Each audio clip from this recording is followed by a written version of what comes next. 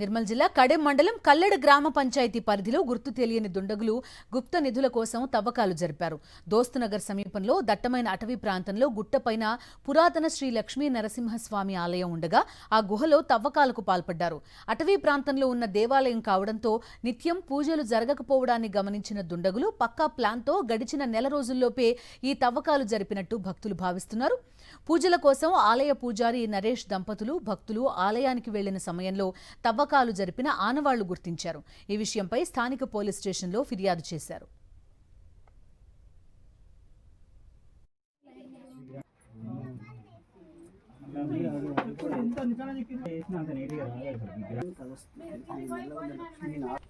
నిర్మల్ జిల్లా కడెం మండలం కల్లెడ గ్రామ పంచాయతీ పరిధిలో గుర్తు తెలియని దుండగులు గుప్త నిధుల కోసం తవ్వకాలు జరిపారు.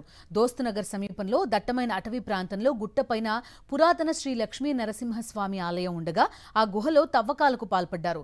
అటవీ ప్రాంతంలో ఉన్న దేవాలయం కావడంతో నిత్యం పూజలు జరగకపోవడాన్ని గమనించిన దుండగులు పక్కా ప్లాన్తో గడిచిన నెల రోజుల్లోపే ఈ తవ్వకాలు జరిపినట్టు భక్తులు భావిస్తున్నారు.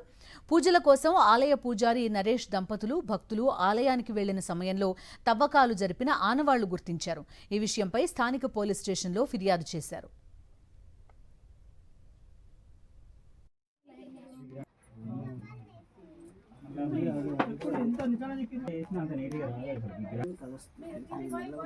ఎంత